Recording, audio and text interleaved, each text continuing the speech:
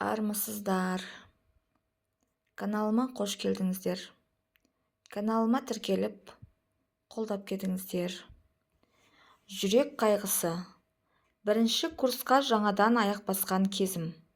Сол күндері демалыста ауылға ат басын бұрып, барып қайтқым келді. Үй ішін анамды сағынған едім. Жексенбі күні. Түстен кейін сағынышым басылмаса да, қалаға жол тарттым. Басты жолда такси ұстадым. Көліктің алдындағы орындықта отқанмын. Артына көз салмаған едім. Артынан бір әсем дауыс естілді. Бұл дауыстың жағымдылығы сондай, жан тәнімді баурап алды.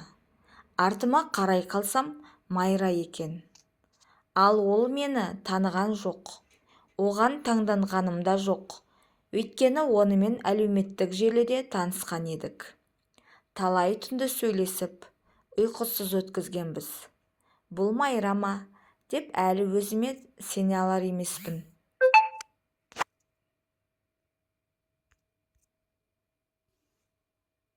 Оның ұялы телефонына қоңырау шалдым.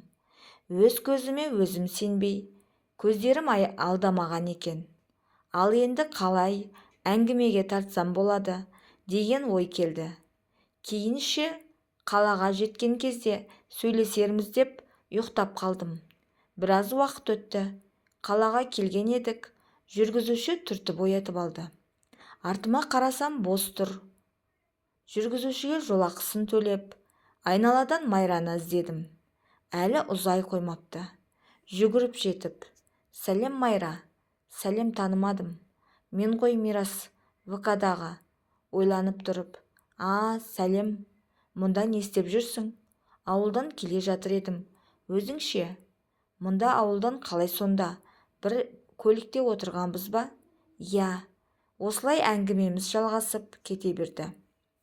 Кеш батып қалғандықтан оны үйіне шығарып салуға бел будым. Ол да пәтер жалдап тұрады екен. Менің пәтеріме жақын жерде екен. Пәтеріне жеткен кезімізде қимастықпен онымен қоштастым. Қайтар жолдағы орындықта отырып, оны ойлап кеттім. Күлкісі, көздері еріні, көз алдымнан кетер емес. Үйге жетіп кешкі ас ішкен соң қоңырау шалдым. Тағы да біраз уақыт әңгіме дүкен құрдық. Бірақ осы жолы күлген жоқ. Бір мұңы бар екенін ішім сезді. Бір апта шамасында уақыт өтті. Оны 2 рет жолықтырдым. Алғаш көрген сәттегі тәрізді емес өңі. Не болғанын сұрап едім, сөзді басқаға бұрып кетті. Арада 2 ай уақыт өтті. Бір-бірімізді күнде көріп тұратын болдық. Кездескенімізге қысқа уақыт болса да, Майра үшін жаралғанымды сезетін едім. Бірақ әңгіме үстінде ол Мирас, айырылсайық. Неге олай дейсің? Кейін өзің қиналып қаласың. Неге? Сен де мені жақсы көресің ғой.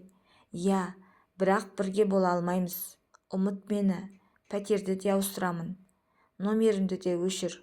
Уақыт емдейді, ұмытасың. Не болып қалды? Қинамашы мені. Мен сені жақсы көремін.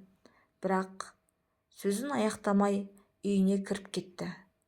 Көздерінде жас, көңілінде мұң бар болатын. Талай рет қоңырау шалдым, трубкаға жауап бермеді. Терең ойға батып үйге бет алдым. Не болып қалды екен? Неге жылады? Деген ой жанымды қинап жіберді. Түндерде көз алудан қалдым. Ұйқысыз түнде қоңырау шалды, қуанып кеттім. Сәлем, қалайсың? Не болып қалды? Кешір, есік алдындағы парақты ашып қара. Трубканы қойды. Есеңгіреп қалдым. Есікті ашып, ілулі тұрған парақты аштым. Мидың рентген парағы екен. Артында дәрігердің науқасқа диагнозы. Ми ісігі. Науқастың есімі Майра. Бұл аурудың қандай екенін білетінмін. Бұл емі жоқ ауру. Тағдырым неге сонша қаталсың? Өмір жек көремін сені, деуменен жылап алдым. Ертесіне оның пәтері алдына барып тұрып алдым. Оның жоқ екенін білсем де, бір туысын, досын көріп денсаулығын білейін деген ойда болдым. 3 күн күттім. 4-ші күні құрбысын көрдім. Пәтердің қожайыны мен бірге келе жатыр екен. Құрбысынан: Майра аман ба? Қай жерде өзі? Қоңырау шалыңызшы. Менің қоңырауыма жауап берер емес. Ол 7-ші ауруханада, бірақ көре алмайтын шығарсыз. Неге? Жансақтау бөлмесінде ол.